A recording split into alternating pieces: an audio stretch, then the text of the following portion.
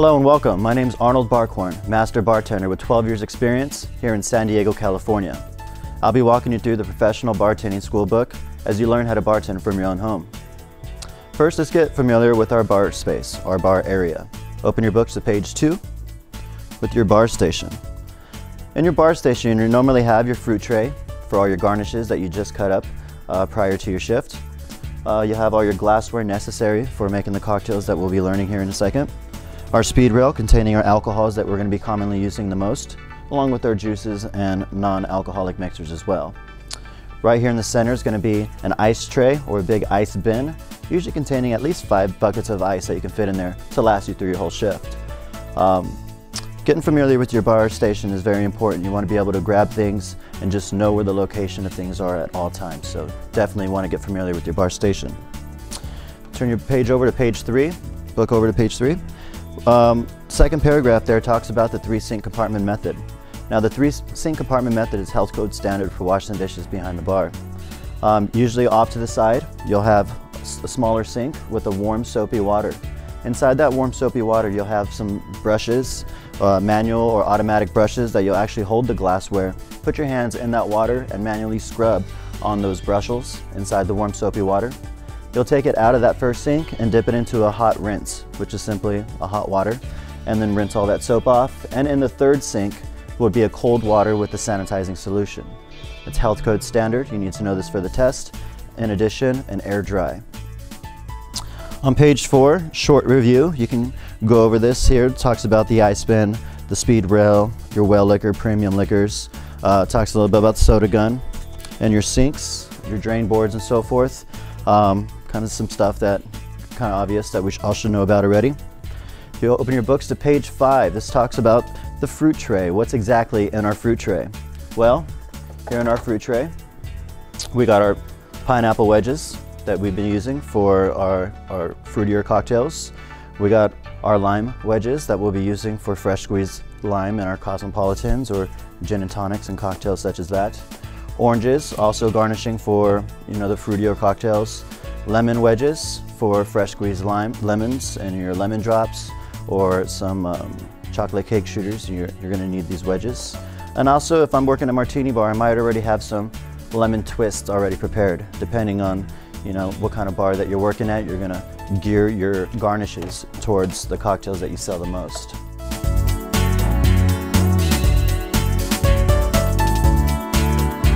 Alright, in this segment I'm going to show you how to cut some fruit and garnishes. Starting off with the lime, we're going to make your basic wedge. First thing you want to do is grab the lime and cut it from top to bottom. It's going to be our first step here. Once we got the lime cut in half, simply turn it over and cut one time down the middle. One more slice down that middle, so you make a fourth. Spin it around, one more slice. And this will give you 4 wedges for a half lime. We'll be using these for squeezing in our fresh cocktails, such as our cocktails like the Cosmopolitan and other cocktails that call for fresh lime. We'll be using the wedges for. Another trick you can do is, while you have it at the half mark, put a little slit down the middle. And this will allow the wedges to have little slits that you can actually set on the glasses for the garnishes.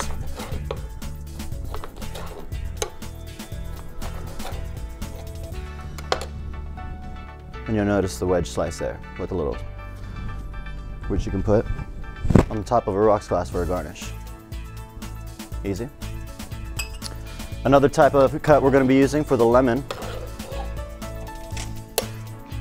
wedges. Also, we like to make half moons and moons for garnishes as well. To do a full wheel with the lemon, you want to cut on the width side. So opposite from top to bottom.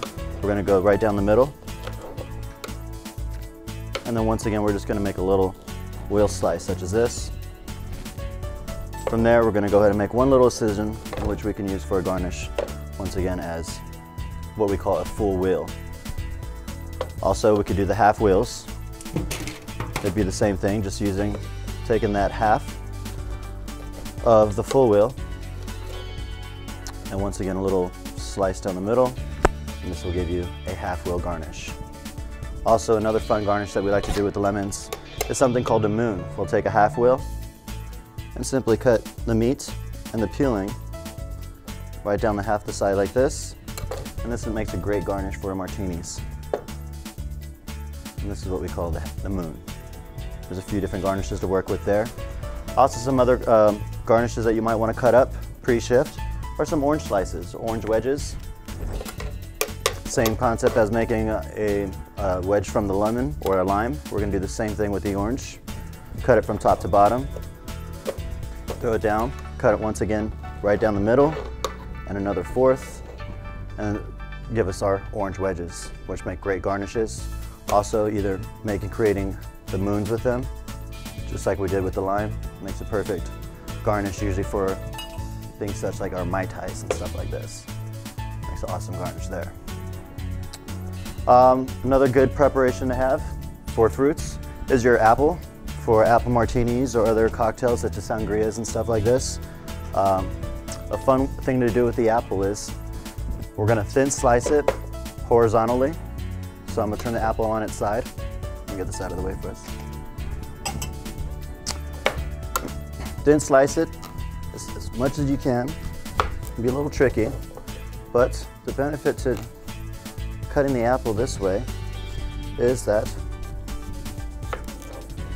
when you have your finished product, you'll have a little star right in the middle of the apple, which make the garnish looks really good looking. See, there's a star there.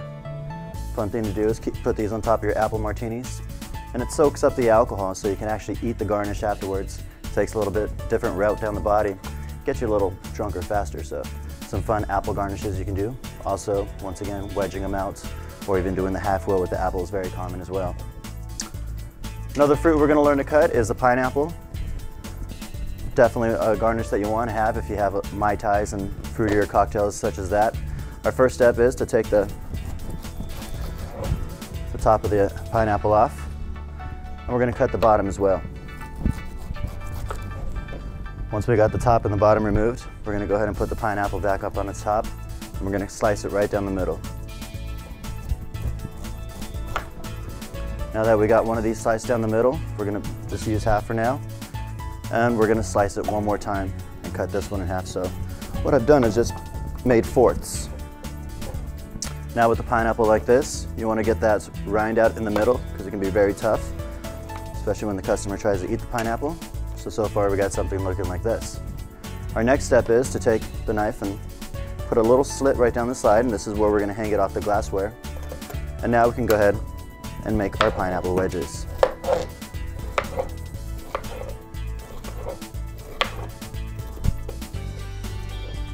Always safe to use a cutting glove as well. I've been doing this for quite some time, so I'm not worried about cutting my fingers here. And once again, this is going to be our pineapple wedge for garnish. Some easy garnishes to make there. These are all the fruits that you're going to be using in your fruit tray on page 5 in your book.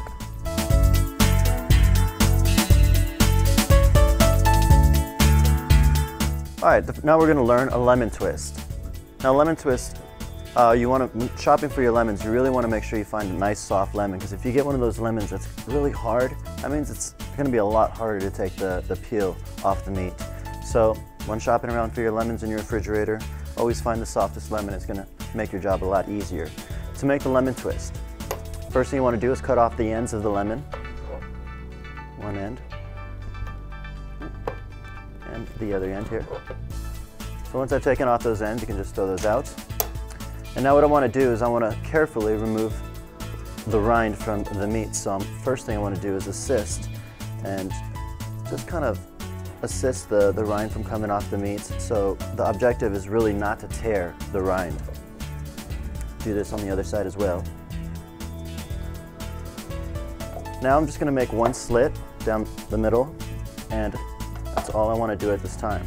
Now this is definitely something you're going to want to do pre-shift. You probably don't want to be making twists while you got customers out and so forth. Always good to use a glove as well, especially when using citrus, because after years of citrus can really damage your hands. So first step is to slowly take the meat off the peel here. What I like to do is I'll take the back of my hand to assist the rind so it doesn't break. That's the whole objective of making a lemon twist. Now I'm going to carefully pull off all the meat from the inside of this lemon peel. And like I said, using gloves is definitely something you want to practice.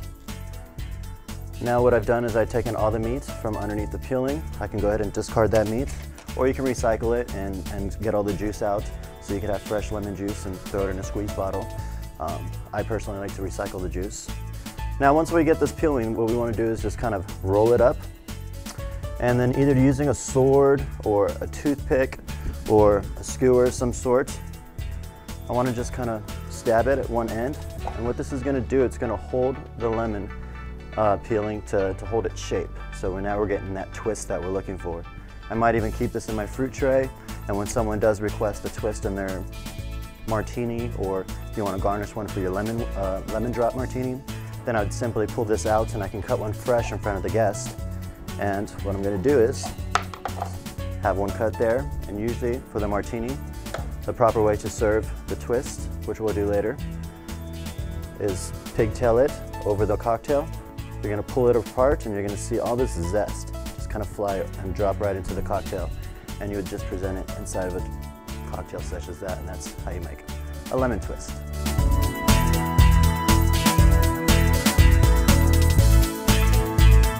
On page 6, let's go over some of the mixers that I'll be using to make these cocktails here. You'll notice here in the storm pourer is our basic juice pourer, usually a quart size. We'll be having orange juice with the orange neck to kind of simulate, orange to kind of go with the orange juice.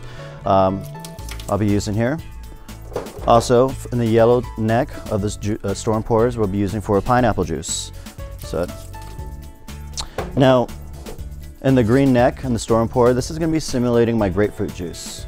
I'm going to be using a different color for training purposes. It makes it a little easier for you to learn at home to recognize the dark green as a grapefruit juice. Also, some of the mixers that I'll be using here in the plastic see-through is a brand of sweetened lime juice. The same brand will be using their grenadine, but we're not making Shirley Temples or Roy Rogers in here. And the soda gun. We're going to be using all the four corners in here, and this is pretty standard setup for a soda gun. Pretty universal anywhere you go from establishment to establishment. Of course, the only difference is what brand you'll be using. Either a Coca-Cola or a Pepsi product, whatever the establishment is ordering.